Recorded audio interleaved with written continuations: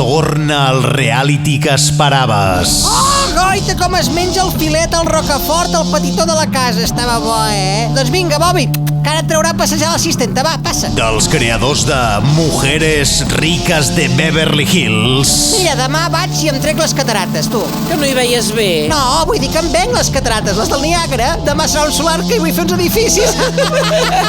Arriba Dones Riques de Matadepera. Ai, nena, amb això del coronavirus hem hagut de fer retallades a la família. Heu hagut de comprar un 4Jotes en lloc de 5? No, nena, el pernil segueix sent bo. Ai, no em diguis que ja no podreu anar cada setmana a Cal Jovany. Sí, home, però estem fotuts, Li hem fet un ERTO a un dels 7 majordoms.